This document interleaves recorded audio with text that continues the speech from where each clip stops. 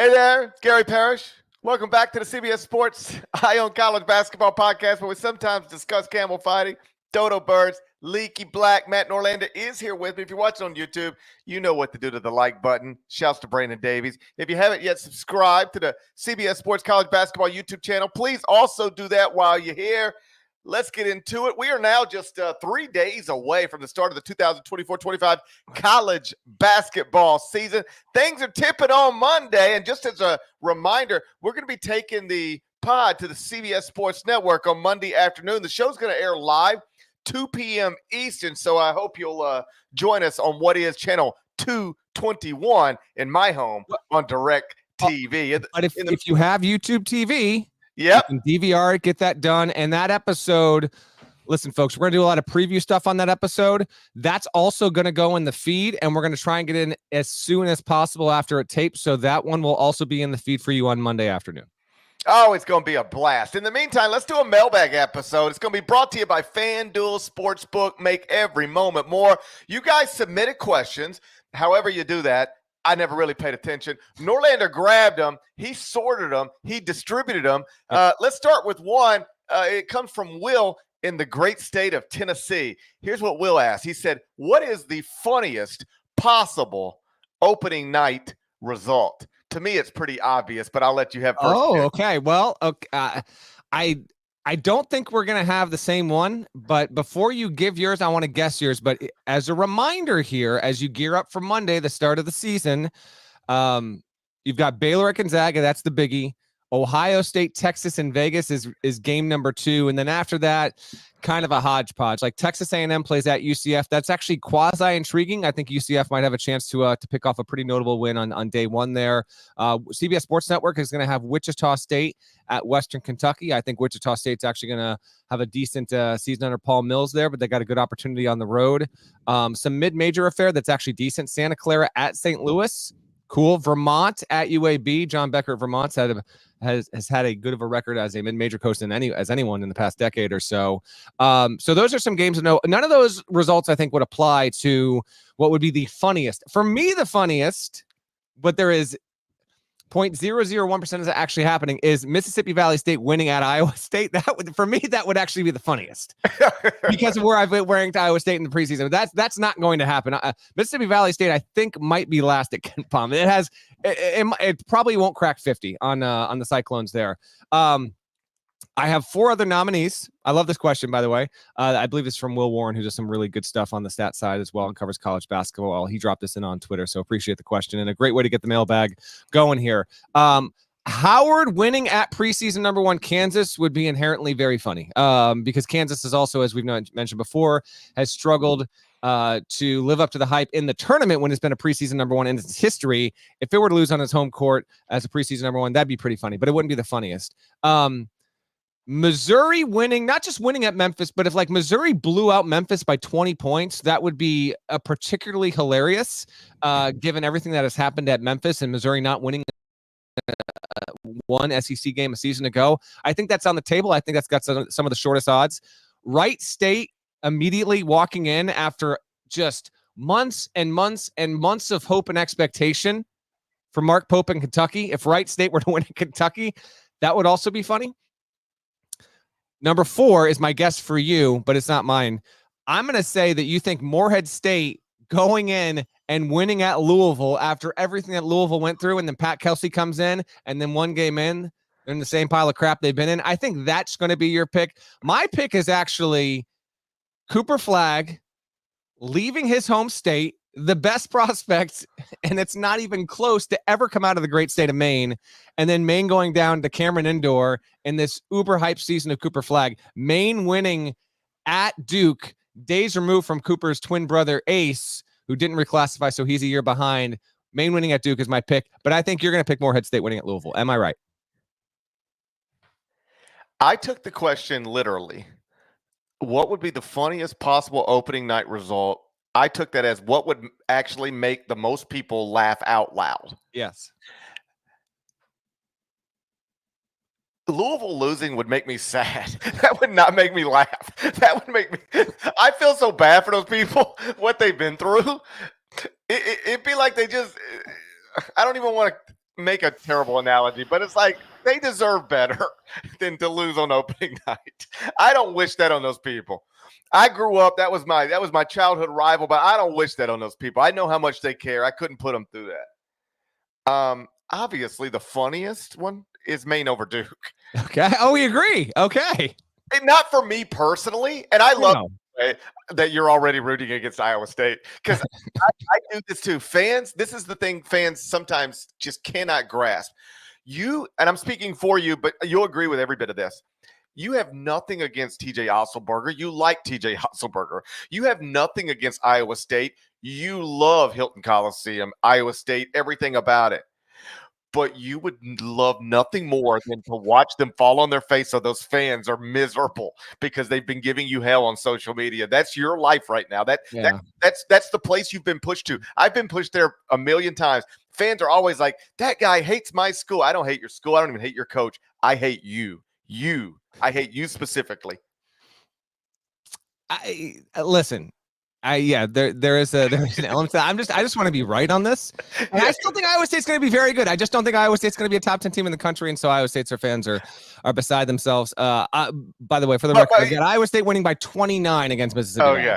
But so what would people like? What would have people laughing? I think Duke is the answer. Duke is definitely the answer. Not even close. It's not even close. Maine going to Cameron Indoor and upsetting Duke and Cooper Flag would be like, I'm laughing just thinking about it. I know, it would be something. I don't even want it to happen. Like I want the Cooper Flag thing to be awesome all season long. But that would be the thing that makes most people laugh. All right, Sam from Lexington. He's got a doozy. But and I genuinely love these kind of questions. We can only fit one, maybe two of these kind of styles in every mailbag, but continue to email this kind of stuff. Some of these, I can do a whole mailbag of these. Okay, a whole mailbag. This is okay. So continue to say. By the way, shouts to cbs@gmail.com. That is the word TO, not the number 2. Shouts to cbs@gmail.com. You can send your questions literally whenever you want. We've even got a couple in here that were sitting in the inbox for a couple months, and we're getting them into the mailbag. Sam says, we all know from COVID that worldwide crisis events can interrupt the sports world out of the blue. Suppose next season at a big name coaches banquet, a squad of aliens come out of nowhere in a flash of light and abduct college basketball's most high-profile coaches to take the sport hostage and hold them for ransom. Some get away, but they teleport back to their ship with Tom Izzo, Rodney Terry, Scott Drew, Mick Cronin, Dan Hurley, Nate Oates, and Danny Sprinkle. Quick interjection for me. I don't know why it was these specific coaches, but tossing in Danny Sprinkle. That's the one that made me laugh. Just Danny Sprinkle out of nowhere. Okay, I love it. All right, so it continues. The aliens take him to their Earth hideout in Canada West, birthplace of the one and only James Naismith. Got a side note on Canada West, but I don't have time on this episode. Dan Schulman hit us up on the deal with Canada West, but that's for another episode, another time. In their jail cell, however, the coaches find a ventilation tunnel that leads to a garage with a 2-seat armed ATV. They decide 2 coaches will escape in the night, jump on the ATV, and book it for military rescue aid. The question is, which 2 coaches should crawl through the ventilation tunnel and speed away in the ATV, and then who drives and who mans the gunner seat? All right, Parrish, have at it. I put thought into this. So did I. I'm getting Tom Izzo and Dan Hurley out of there. We agree on one of the 2. Okay, you got to give Tom a chance to extend Michigan State's NCAA tournament streak. You can't have him, sitting in that room not getting that opportunity. So Tom's got to have that, and obviously Danny's got to have a shot to three-peat. They are the ones that have the most on the line here, I think. So we're taking Tom and Dan. We're getting them out of there. Tom's going to drive, not because I'm certain Tom would be the better driver. I don't know. But I feel like Danny would be better in the gunner seat, as they say, because I fear that Tom, if he had to pull that trigger, like he could do it, but he'd get real emotional about it. He'd tear up a little bit probably. Whereas I could see Danny just like pop, pop, pop. And then you'd be like, oh my God. And he'd say, that was the thing standing between me and a 3rd national title. He had to die. What are we even talking about? I feel like he could move past it a little more quickly and easily than Tom could. You had some practical approach to this. I figured if we had an alien race come and start abducting human beings that the state of a given program's chase for a third straight title or continuing a decades-long NCAA tournament streak would fall way down the list of priorities. However, this is a college basketball mailbag podcast, and I appreciate what you're going there. Just are we thinking, by the way, that like coaches escaping from this sophisticated alien race that has figured out the technology and has evolved to such a point that it can come to Earth to do this? This is what's going to wind up saving everyone. Like, why are the coaches being abducted? I just wanted a little more exposition with the question. That's all. It's all tied to NIL. It is all tied to NIL. Okay. If you keep digging, what you're going to find out is it's all tied to NIL. There's some big time boosters in the SEC attached to this thing. Now I understand. Oh my gosh. That said, I'm going Hurley and Cronin. Bald Brotherhood, stand up. Okay. They are, I think, getting through the tunnels, I think, is going to be the easy. There was no description on how narrow these were, but I'm thinking it might be something kind of hard to either crawl through or get through there. We talked about Cronin's abs on a recent podcast, obviously, and Hurley's in fairly good shape there. They're smaller, they're thinner, they're both ferocious. They are ferocious. They are ferocious. And then to me, you get Cronin in the driver's seat, and then you have Hurley just tap into every single thing anyone has ever done to doubt him, including the guys like you and me that dared not rank UConn number 1 in the preseason. And he just channels that energy to sit there in the gunner seat and shoot if need be, and they make their way to safety. And then by doing that, I think everyone would be convinced that no matter what, UConn should always be voted number 1. Let's go to Seth from Cincinnati.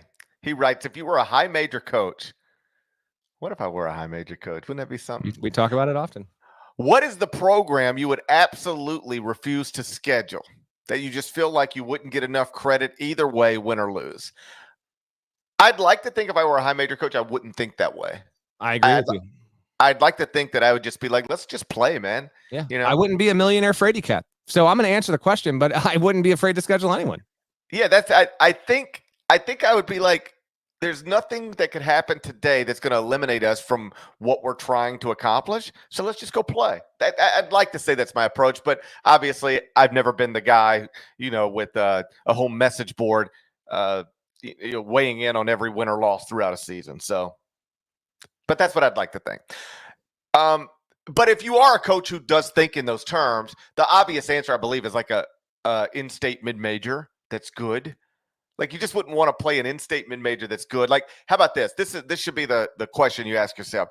If we lose this game, will they sell commemorative issues?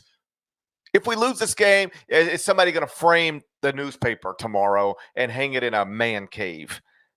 Then let's just stay away from that. So, like, if you're Arizona, maybe you don't schedule a Grand Canyon, if this is the way you think. Right.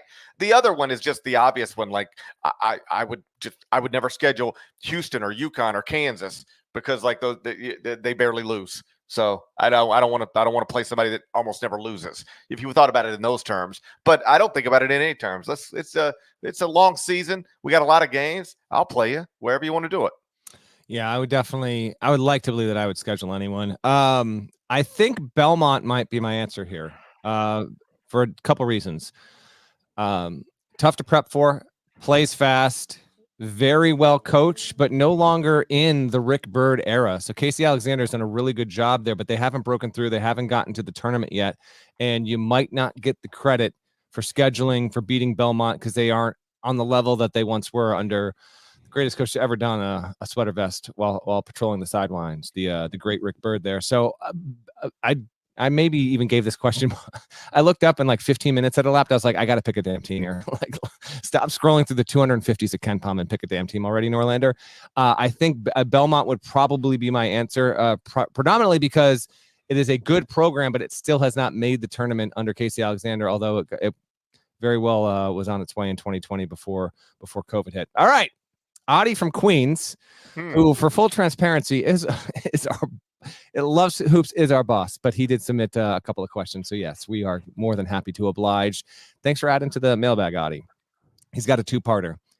In light of Halloween, he's got a Halloween themed question. By the way, did you You out on the streets last night, like me, patrolling with the trick or treating with the kiddos? We weren't out on the streets. We had bad weather in the greater Memphis area throughout the day. It cleaned up by last night, but throughout the day it was bad weather. We decided to go to the Grizzlies game, and my little guys, like, they really like Giannis. Like, obviously John Morant's their favorite player, but they like Giannis. And so Giannis and Dame and the Bucks were in town last night. So we took the little guys. They wore their costumes, trick-or-treating at FedEx Forum, and they got to see Giannis up close. So it was a good night. There we go. That's good to know. Well, we had your weather up here. I mean, it was 72 degrees when my kids were trick-or-treating last night. It was the nicest weather you could possibly imagine. It was way too hot, just way too hot during the day.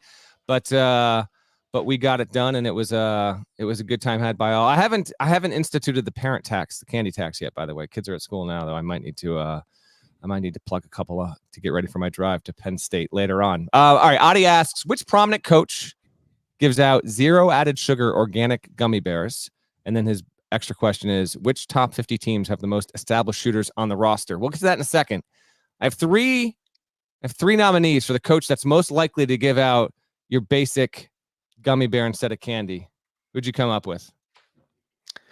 Well, there is like a college football coach who does this. I read about, I believe it's maybe at Rice, and it sort of went viral. Maybe a camera picked him, saw him doing it, and then he explained, that there's a real benefit to it. I don't know if college basketball coaches do it, but the one that pops into my head who I could see doing something like this is Dan Hurley.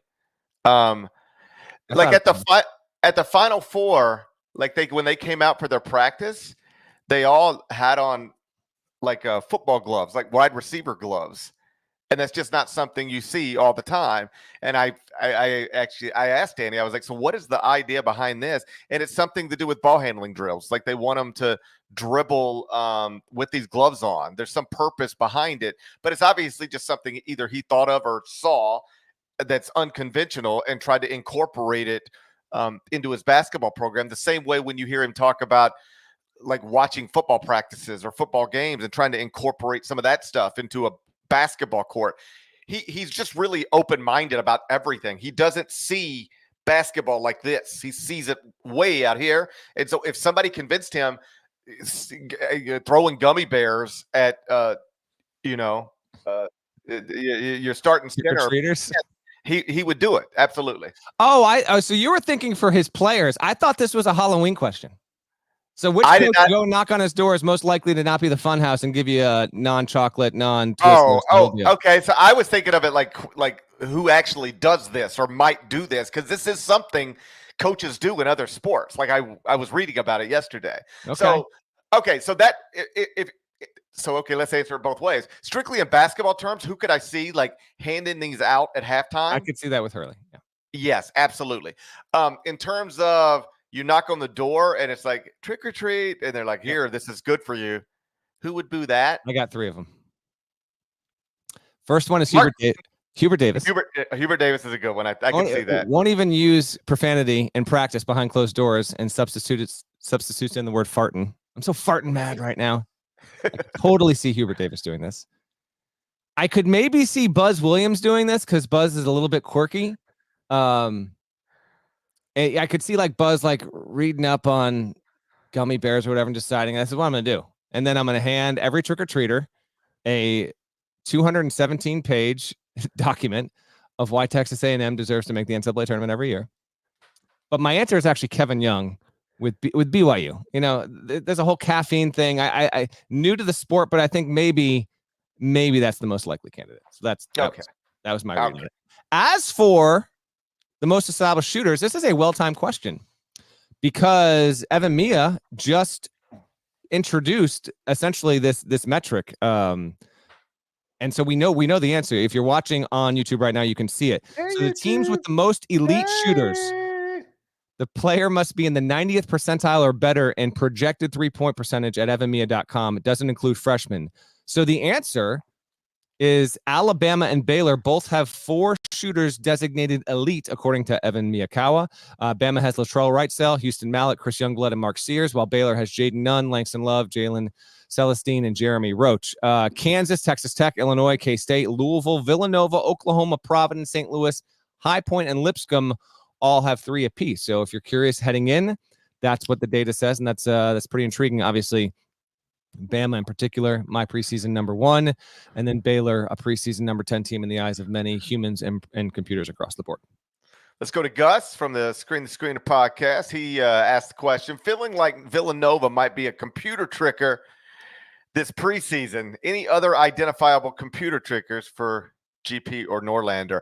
I don't have Villanova in my top 25 and 1. I don't even think I had Villanova as an NCAA tournament team. So Villanova at number 20. Yeah, that seems computer trickery to me.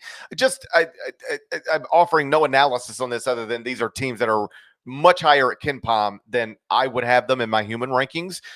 Texas Tech at 14. Mm-hmm. Where do you know where you had Texas Tech? I had Texas Tech, like, I don't have it in front of me, but it's somewhere between like 31 and 35. So yeah, they're on my list. Fine. They're that's fine, but like 14 just stood out to me as a little high, maybe. BYU at 21. Yep, feels a little high. Illinois at 23.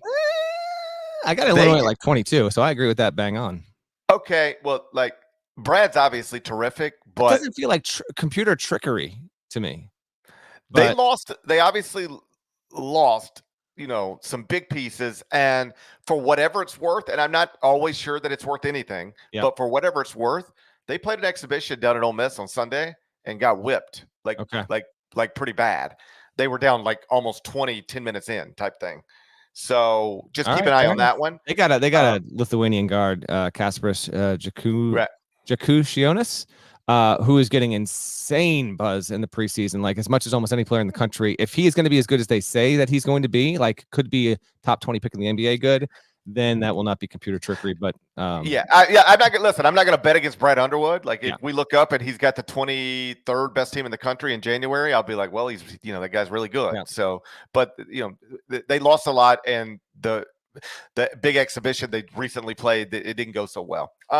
Clemson at 24. That's a little higher than I would have them. So any of those schools I think could qualify as possible computer trickers. Obviously Auburn at 3, 7th at Torvik, maybe trickery in play there. Iowa State at 6, 3rd at Torvik. And then LSU at 50 just seems a little bit high at KenPom. But maybe not. Maybe Matt McMahon can get it going there. But there are a few notable ones. I think Nova is the one specifically, as Gus mentioned there. But it's also key to know, you can't really know the computer trickers until they get like at least a month into the season and really get to their tricking ways. So we got to kind of wait on that. But heading in, that's what we're looking at here. I've got the next question, but we do need to get in a couple of breaks here. So a word from our partners, please, before we get to Wally from Gilbert.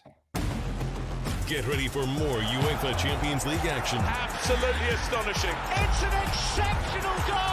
It's been bonkers football. It's the UEFA Champions League on CBS Sports Network and stream every match live on Paramount Plus.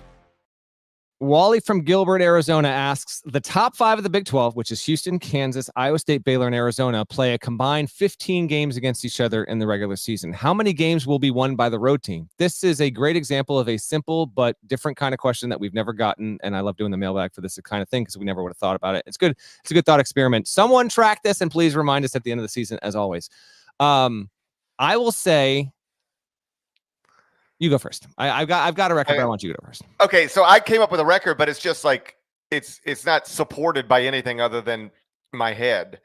It's like I would like to know, really, like what Evan or Ken or anybody, like I'd like to know what the expected outcome for road team, because they could figure that out like that. I'm not smart enough to do that. I went with 4 and 11. Road we team are exactly the same. Okay. Yeah. So I don't know if we can support our opinions with data, but our heads are in the same place. I love when our heads are in the same place. I also went 4 and 11. I would put the floor at 2. Just feels like the teams are so good, and it's hard to win in those buildings. Like, but there's going to be at least 2, and it feels like the ceiling is 7, but 7's a ton. But that's a ceiling. I can't imagine the road teams in these spots winning more than 7 combined and winning fewer than 2. Here's my follow-up. How many home games do those 5? So Houston, KU, Iowa State, Baylor, Arizona. They're all in the preseason top 10 of the AP Top 25 poll. How many of those 5 home games do they lose the entire season to unranked competition? In conference, out of conference, doesn't matter. How many home losses for those 5 teams combined to unranked teams this season? What's your number? 4. I'm saying 1. Yeah, I mean, it's low. I mean, It could be 4, but think about how good if those teams are not even all top 10, even if they're all top 20, losing at home to unranked. Now it can happen, especially in league. But I'll say 1. It's a good thought. All right, you got the next one. we're going to Jacob from Richmond. Yep. He's at the airport. Sends a note.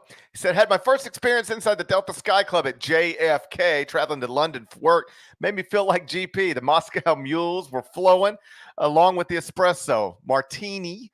Important question for all of you. What is your go-to beverage, alcohol or not, when you're at the airport? And then update, my Delta flight from JFK to Richmond, Virginia was delayed 3 hours and then eventually canceled. Yuck. I was awake for 24 hours straight. Yuck. And I am now on a train from New York City to Richmond. What a nightmare. But I'm doing great because I'm binging the recent Summer Shoot-Around Series podcast. Oh, wow. Love it. Shouts to Jacob. He's living life out there. I'm not a big alcoholic drinker anyway, but in airports, I don't know if I've had I don't know if I've had more than like 2 alcoholic drinks in an airport in my entire life, GP. Now, part of it is because I'm leaving early in the morning to get to JFK or LaGuardia typically. And so I'm not like getting to the airport to just like hang out and just chill around there. And then if at all possible, I avoid layovers. So I'm going from one place, landing in another. So with that in mind, I think the spirit of the question was like, hey, you're at the airport bar. What's your go-to? I'm just not in that situation all that much. So normally I just pick up a naked juice. I pick up a naked juice for the plane. Love me a naked juice. And that's my go-to there. What about you? My favorite thing in the world to do is drink on a plane. Well, this is in the airport. You're not on the plane. My favorite thing in the world to do is drink at the airport. My second favorite thing in the world to do is spend time with my family. But the first thing is drink at the airport. I love it. I just love having a drink at the airport. Well, that's why I put this question in just for you, because I'm gonna guess it's I'm gonna guess you go vodka tonic is my guess. It's vodka soda. It's vodka soda. It's better for your abs. Me and sure. Me and Mick Cronin both know this. It's better for your abs. Yeah, just a vodka. So get right through security. Go straight to the Sky Club. Get you a nice little vodka soda. However much time you got till it's time. You want to get to your gate 20 minutes before departure because there's no chance you'll miss it if you're 20 minutes before departure. You start pushing it to 15, they might get a little weird on you and start shutting the door every once in a while. You got to do it at 20. And so with about 25 minutes to go before departure, here's what you do. You walk back to the bar in the Sky Club. You say, I need one more vodka soda. And they say, okay. And then you grab it. You say, thank you. You tip them, of course, always. Cash tips. Got to have your ones when you go into the Delta Sky Club, just like a strip club, except nobody takes their tops off. Well, you get enough vodka sodas and maybe that changes. Not usually, at least. Not usually. So then you tip it, you say thank you, and then you walk straight over to the coffee machine. You get your little to-go coffee Starbucks cup. You pour your vodka soda in your Starbucks cup, put a little coffee top on it, grab your backpack and walk right out of there, and you got your vodka soda on the plane. And then the flight attendant's going to walk right up to you and say, hey, Mr. Parrish, good to see you again. Would you like something to drink? I say, I'll have a vodka soda. Next thing you know, you're double fisting. Okay. If you need to have any talk anytime, I'm always here for you, buddy. That's a heck of a plan. You've really got this down to a science, don't you? Buddy, I'm having a good time. I don't know what y'all are doing, but I'm having a good time every day. What's that? We're going to move on here, but what's that Sky Lounge situation like, by the way? You've really never been in the Sky Club? I think I want to say, maybe I'm entirely making this up, but I feel like you let me in one time, and that's the only time I've ever been in. I feel like that might have happened once. Different Sky Clubs are different, like there's small ones and there's big ones. just like everything else. I'm not judging. Just like everything else in life, there's small ones and there's big ones and there's medium-sized ones, just like anything else. Okay. The size of the Sky Club isn't always what matters. It's the people in, I don't know what I'm trying Quality to say. of the bartender. That's what They got a bar. They got like a buffet style thing looking up. You want to get like a buffalo chicken slider. They might have that for you. You want some barbecue. They might have that for you. You want a meatball. Sometimes they might have a meatball for you.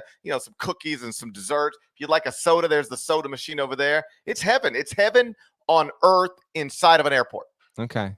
This question included a shoot around, but Nada, let's save that for next week. Sawyer from Wisconsin went back and checked our summer shoot arounds from a year ago and how we went over under regular season. He did the fact checking on it. It's awesome, but we're up against the time a little bit. I will save that for Wednesday's episode.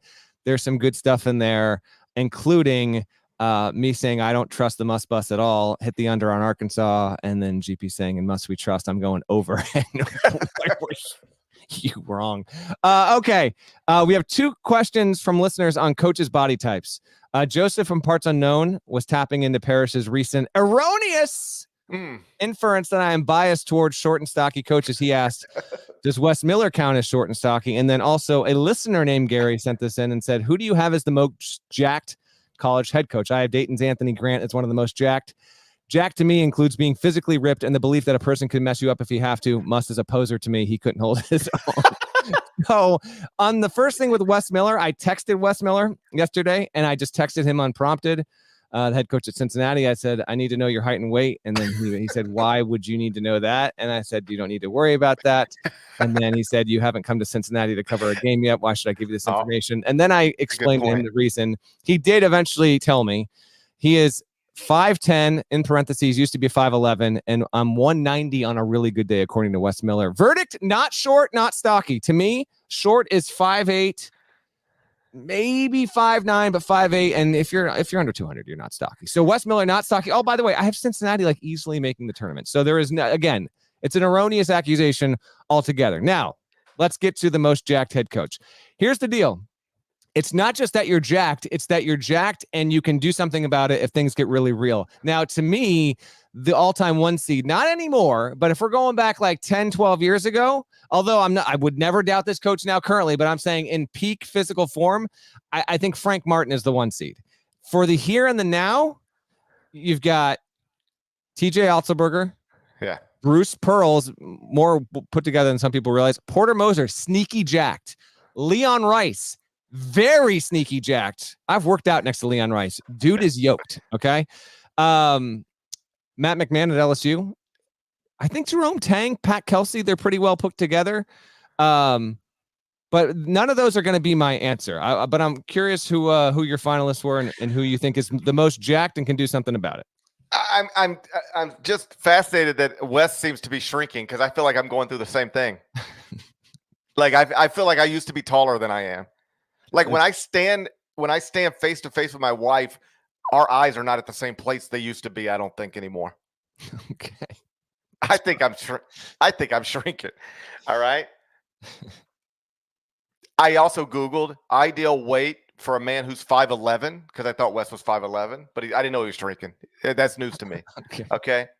Ideal weight for a man 5'11" is between 155 and 189. So he's right there. He's right there. He's flirting with the stockiness, apparently. I know, but like still, I think if you're 155. I mean, that's a little bit. Must. Come on. Yeah.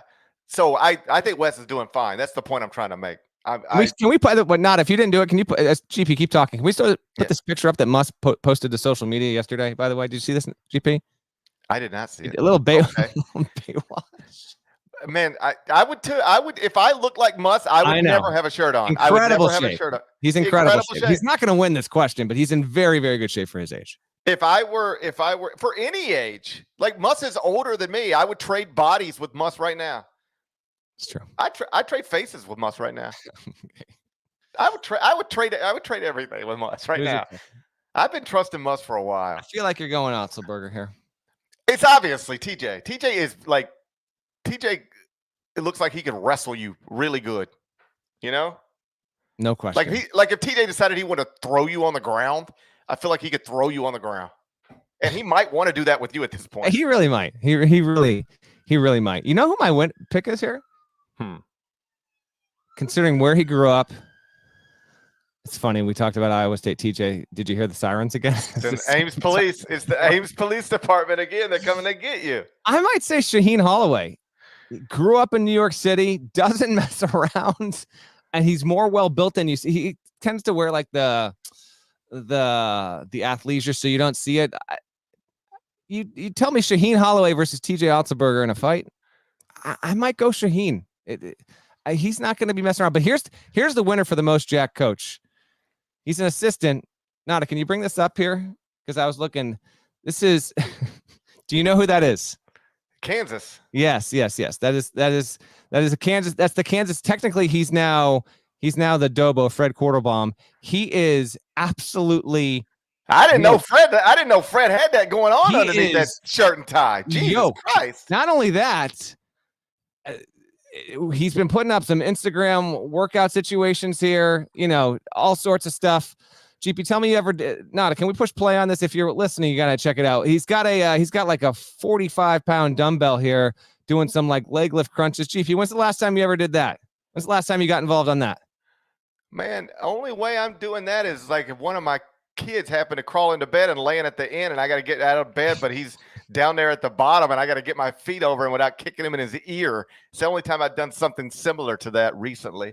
Coach Q, man, legit. What is going on? He is jacked, not messing around there. Impressive. So there's a whole. Here's his. Hold on, let me bring this up here before you get to your question. Men's Health did a whole feature on this dude back in March here. Here's his. It's a whole takeout on how he does what he does. Here's the diet: 7 a.m. protein, coffee, and rice cakes. 9:30 post-workout protein shake. 10:30 protein and oats breakfast. Noon tuna and an apple. I don't know if is it just tuna open? Just out of the can. Like what tuna and an apple? Tuna on the apple? He shoots tuna inside the apple and then takes a big bite out of it. Like 2 p.m. Protein, carbs, and whoever veggies. It was that did that. Didn't one of them eat an apple? Somebody bit something. I heard. That's what I heard.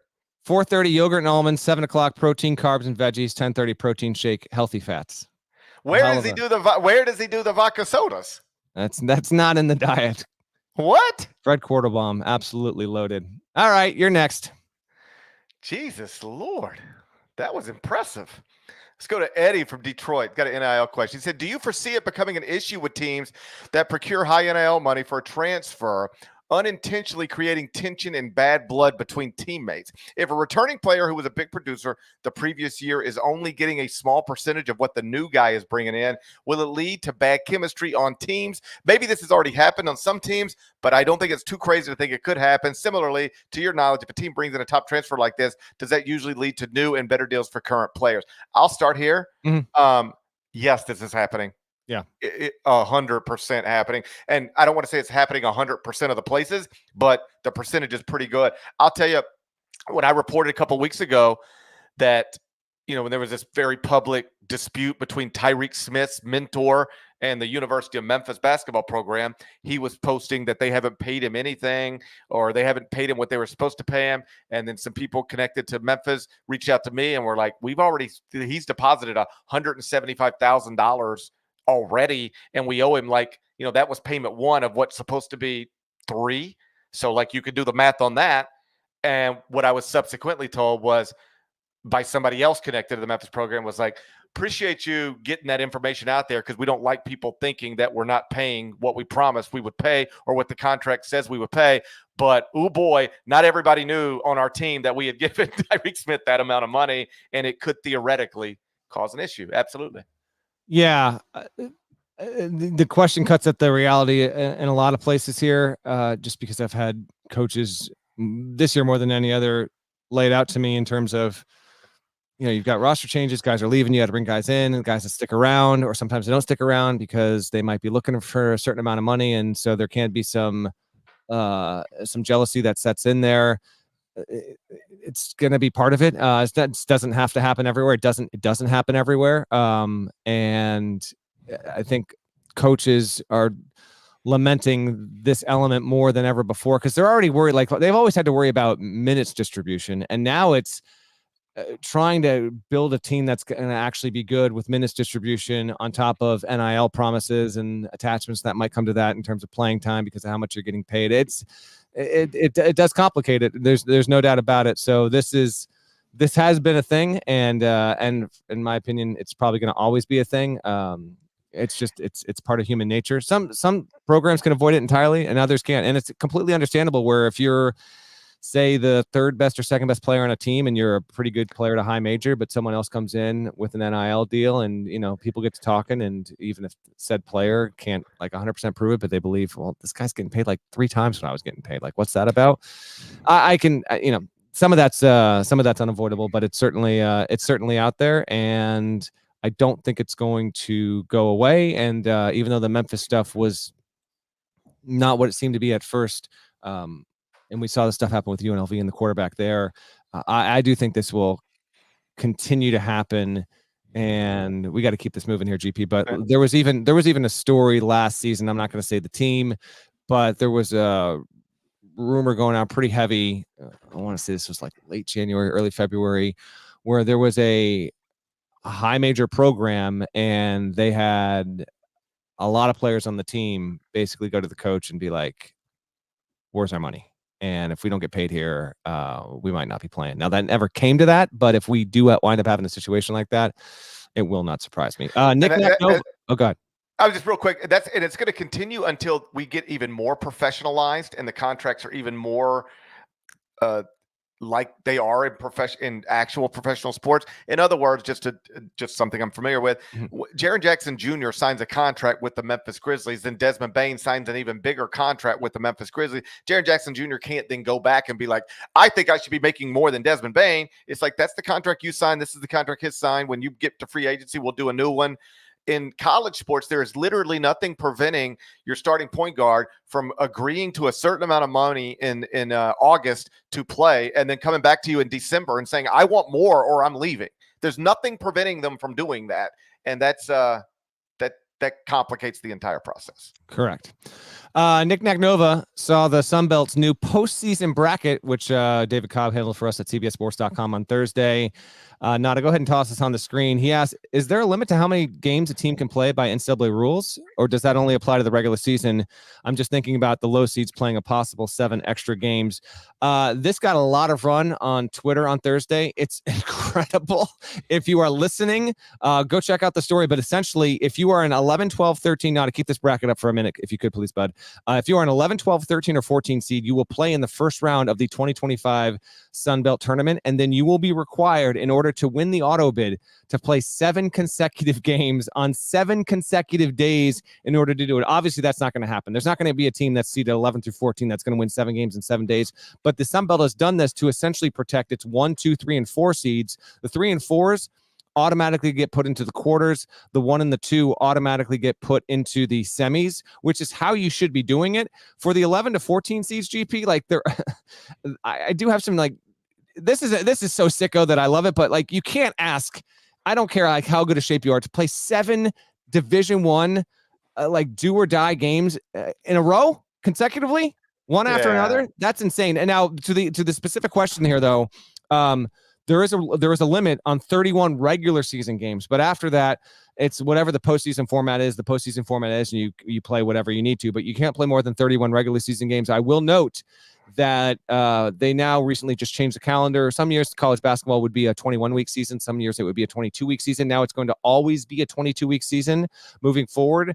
So there's no real momentum behind this, but there are some people pushing for the idea that we should increase from 31 games to 32 or maybe 33 games for the regular season. I don't know if we'll get there, but there is a limit right now. Yeah, it's the Sun Belt Tournament, so like I don't care. This is what the WCC did as well, but there are more teams here, so that's why it looks even more sicko. Yeah, like I would cut my field. Like, if you finish 14th, you don't get to come to the tournament. Yeah, I agree. I would just cut it down to 8 or whatever, a manageable number. But again, it's the Sun Belt Tournament. I won't even notice.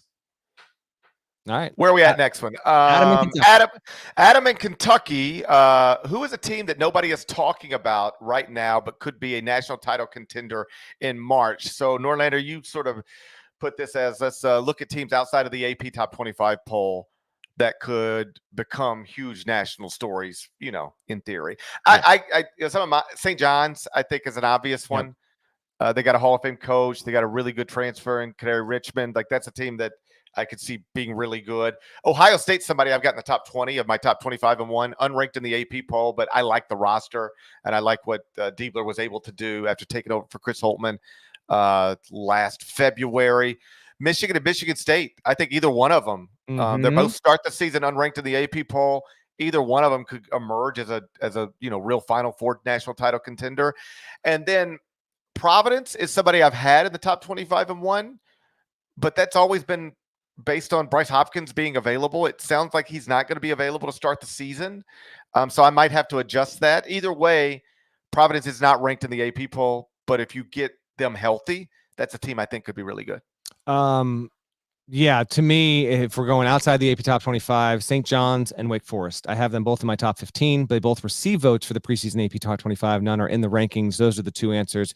But if I went outside my own top 25 and the preseason AP top 25, and you make me narrow it down to one, I think it's, ironically enough, Michigan State. Tom Izzo, Michigan State obviously gets a lot of attention frequently, but I think that might be your most practical pick. Again, outside the actual poll and what I had in my top 25. Ryan from Connecticut wants to meet us. He says, and we get this question, by the way, every few times, so I wanted to at least bring it up on one mailbag episode.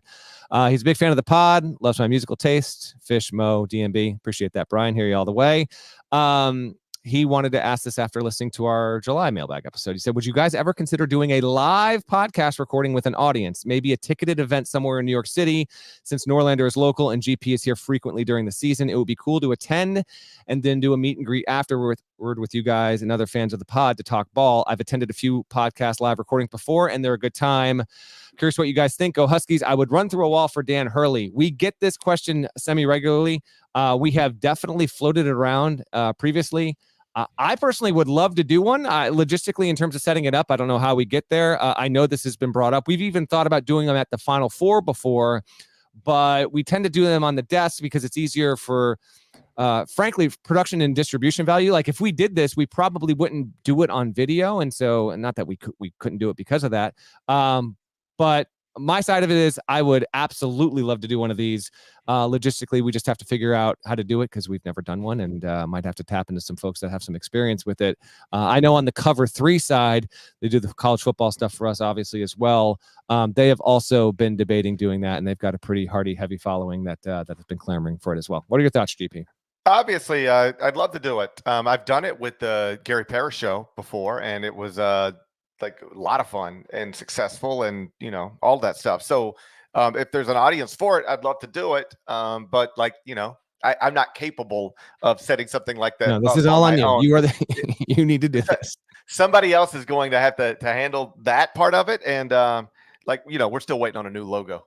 That's correct. If we can make this happen and let us know, I mean, part of this is like, we need to have enough response. And I think what the emailer is getting at here, basically, like, it either needs to be at a Final Four, which frankly is really, really tough because the Final Four is so busy, or New York City when GP is in, maybe he gets in a day early and I go down there and we make it happen. Something like that.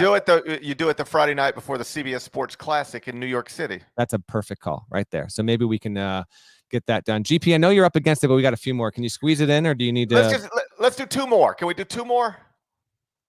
Yeah, let's go. Let's do two more. All right.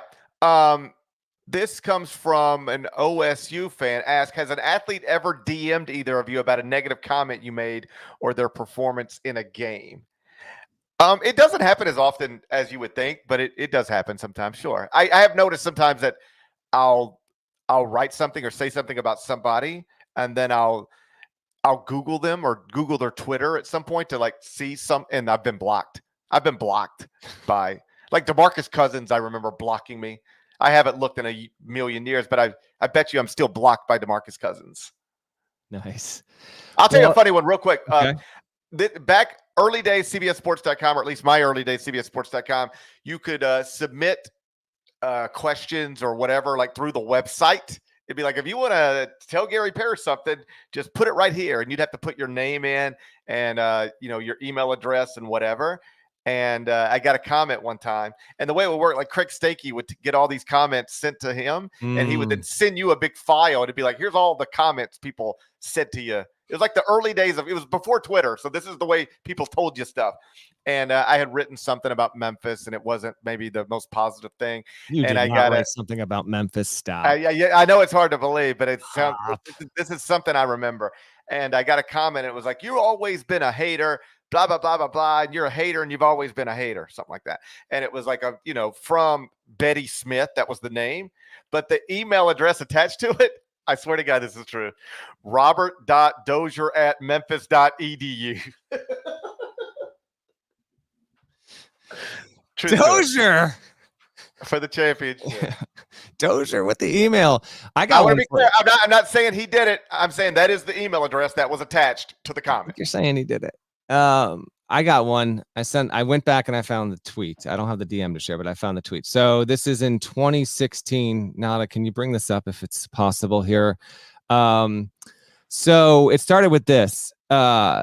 If you're watching, I responded to someone on Twitter. I said, a lot of people have paid the price of doubting FVV, but I don't see him making the league. FVV is Fred VanVleet.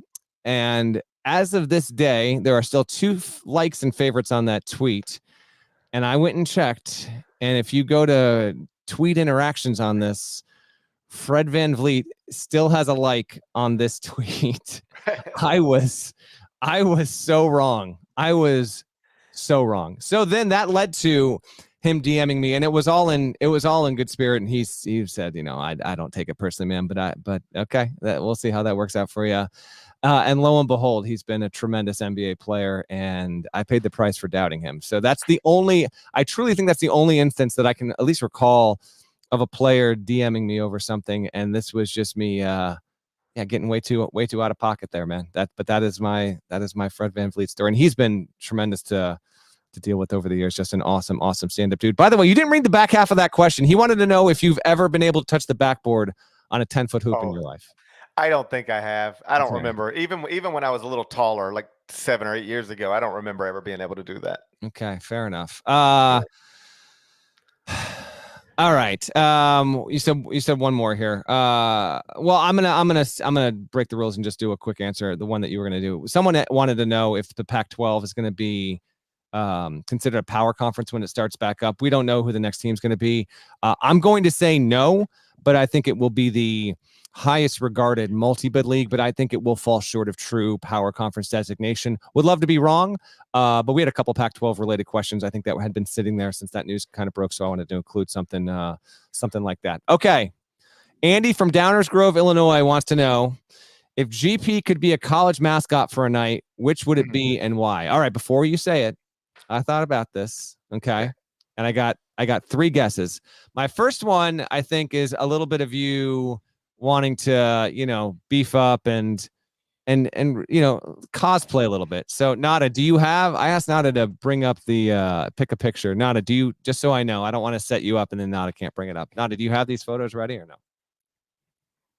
Nada. This is great. This is great planning. I do not have these photos. Okay. Good job. Good job, everybody. Good job, everybody. Yeah, sure. We'll plan a big live event. I'm sure it'll go smoothly. This is why we should do the live event.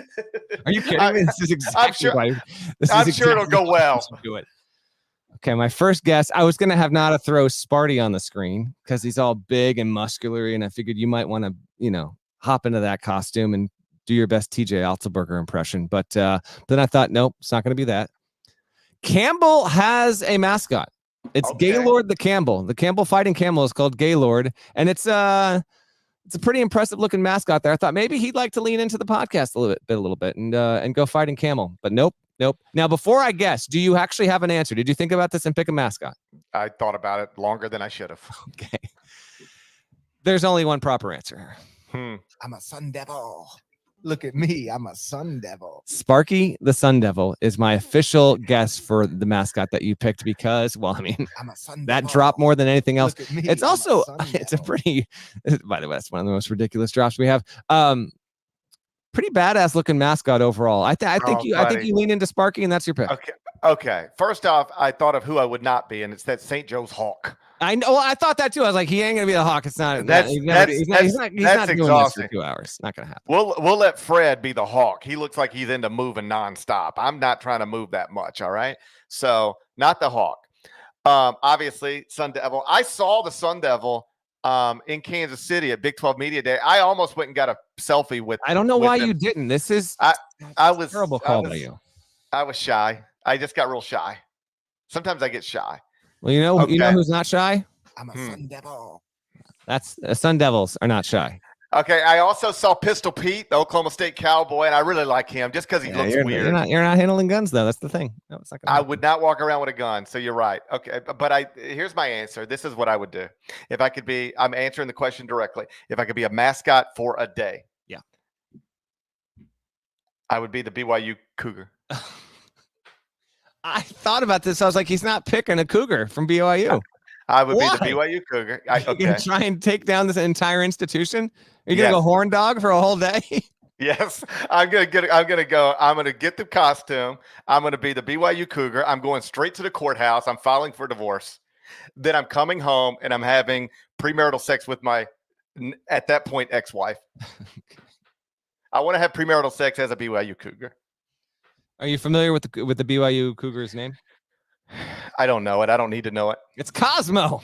Oh yeah, I know that. He dances like crazy. He's a good, dude. I don't know who to be that mascot on a yearly basis, but in all seriousness, you're never going to be able to. You're never going to be able to convince me the person dancing like that ain't had sex. No chance. No chance. There's no chance. Kick them out of school. The second they seen Cosmo get out there with the dance team, they should have kicked him straight out of school because it's clear he's been violating policy. Oh man, it's ridiculous. By the way, you're dead on. You're dead on with that. But the mascot just jumped out of a plane like 3 weeks ago before the football game too. Like it's the most ridiculous, incredible mascot of all time, and just aces. Great answer. I love it. Just take down big BYU. I absolutely love it. We had a few more, but we got to get out of here. GP's up against it. We appreciate the questions. Probably won't have another mailbag episode likely until December. We usually squeeze one in right before Christmas. Again, we will have a show Monday afternoon on CBS Sports Network. Be sure to watch live or DVR in whatever way you can. I'm going to Penn State today. I'm covering Ohio State, Penn State for football top 5 matchup. Excited to do that. So got some travel on the weekend. And then starting this upcoming week with the season get going, we'll have shows Wednesday mornings, Friday mornings, and then our Sunday night regular ones. That'll begin next weekend, but we'll set the table for the season and for Monday with our big show on Monday on CBS Sports Network. It was a mailbag episode brought to you by FanDuel Sportsbook. Make every moment more. Shouts to Devin Downey. Shouts to Chester, South Carolina. Shouts to Terry Teagle legend, Huck Larnell. Thank you guys once again for watching, listening to the Eye on College Basketball podcast. You're not subscribed, please go subscribe anywhere you subscribe to podcasts, Apple, Spotify. There's more of us than there are of them. That needs to be reflected in the comments. Do that. We'll talk to you again real soon. Till then, take care.